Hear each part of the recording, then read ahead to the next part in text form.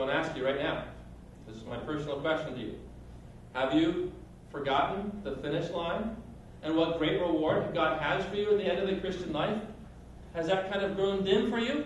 Are you focusing more on the pain of your present circumstances, or are you keeping your eyes on the prize and looking to Jesus ahead of you who awaits you at the end of the finish line?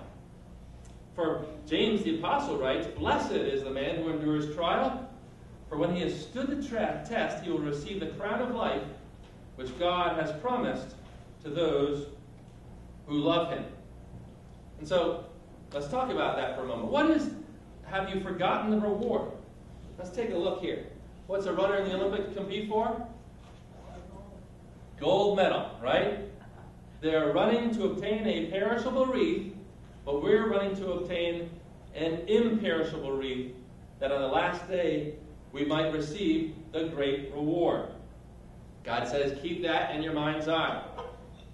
But just like in my races in high school, sometimes the people along the sides of the race are not there to encourage you. They're actually there to discourage you. I heard this once when I was running up a hill. I still remember it. Usually people encourage you, even the other team, but in this case, they were calling to their teammates saying, "Beat that slowpoke. You can pass this guy. Come on, you can get him. Look, he's tired. He's going to give out." They were talking about me, the slowpoke. Of course, I got a little upset, and it made me speed up a little more. But in the Christian life, we got to understand the reason we get tired is because we are contending against the winds of this world, against the cheers of the world, which are going against us, trying to draw us off the route and into the woods, to get us to stop the race, to get us to throw in the towel and quit. Meanwhile, the devil and our own sinful desires are trying to do that same thing to us. And how do they do it? The discouragement is in this, in telling you, or getting you to focus on your present pain and the difficulties of the Christian life, and getting your focus off of the reward and the finish line at the end, to which the true encouragers would point you. You get it? How do they do this? Well, I was talking with a man this summer, and he basically said, well, if you want to be a Christian, that's fine for you. Whatever works for you. I don't want to be a Christian because basically there's no benefit to it. It's just in your own mind's eye. It'll help you in life, fine, but not me. What's he saying? He's saying that there is really nothing in Christianity, no great benefit to you for it. Follow it if you want, but at the finish line, there is no finish line. There's no reward. Discouragement, right? Let's get rid of that lie today, because God stands by your roadside today, speaking to you through this cheering teammate to say, remember, there is a great reward that God has set before you at the end of your race, at the end of the Christian life. In fact, what is the great reward of the Christian life? Let's talk about that. What is the benefit of being a Christian and of running the race? Well, first off, it's a blessing in this life, wouldn't you agree? I mean, it's a blessing to know Him who created you, to go through your life under the wings of His protection, to know His companionship, His tender care, His love and mercies, the guidance of the Spirit, the power and salvation of Jesus Christ, and His steadfast love to you new every morning.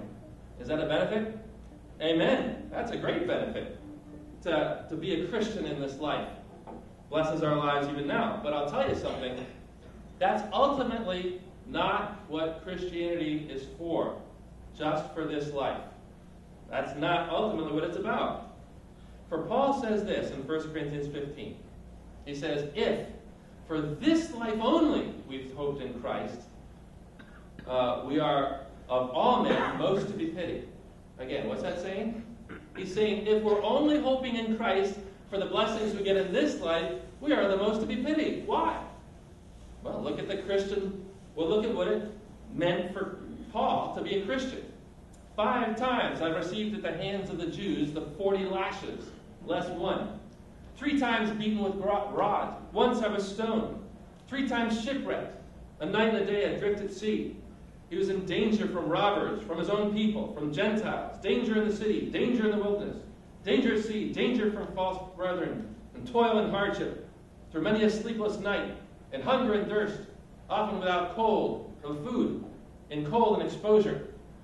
In other words, if there's nothing after this life that you're living for as a Christian, he ultimately concludes it like this. He says, then let's just eat and drink, for tomorrow we die. If for this life only we've hoped in Christ, we're of all men most to be pitied, says the apostle. If you're only, it is a blessing to this life, to be sure, a million blessings to follow Christ. But it's not only for this life that we're following Christ. It's for what awaits and has been promised to you at the finish line, because God has made you, your identity, heirs of the kingdom and inheritors of his precious promises. Well, let me ask you a question. You watch the Olympics, anybody? A few of you? Okay. How many of your famous sports heroes there in the Olympics expected the gold medal to be given to them at the beginning of the race? At the beginning of the race? Before they even run? How many of them expected the gold medal in the middle of their race? Nobody expected it to be, stop running, come over here. No. It was at the end of the race that they expected the medal when they were at the podium to receive it with great honor. And in the same way it is with the Christian life. That we don't expect the reward, the inheritance, the great riches of the promises of God to be given to us while we're running, although he helps us and gives us great blessings. The reward is at the end. Are your eyes on the prize today?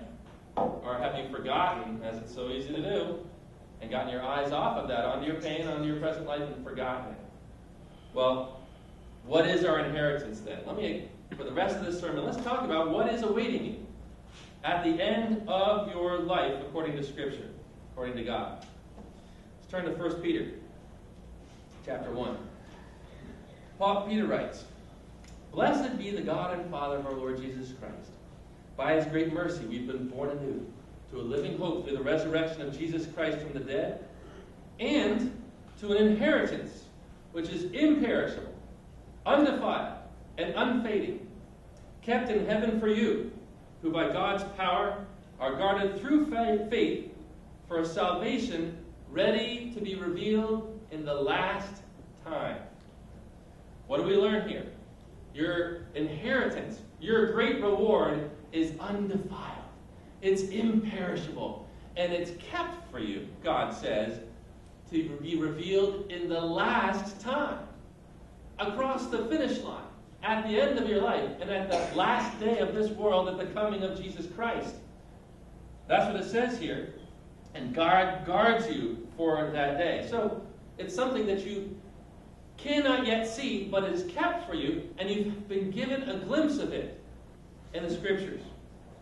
Paul says, what no eye has seen, nor ear heard, nor heart of man conceived what God has prepared for those who love him, God has revealed to us through the Spirit.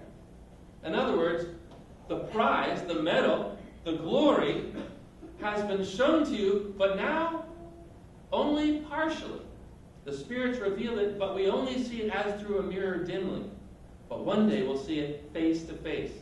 Can you right now, with me, picture yourself running in a great Olympic race, and can you see far off across the country, over the hills, a shimmering golden light of a golden city, which grows brighter and brighter the closer you get to it? That's what God wants your eyes to be upon. This promise is big for you. What awaits you? Well, let's take a look at what the promise and the inheritance he has for the saints.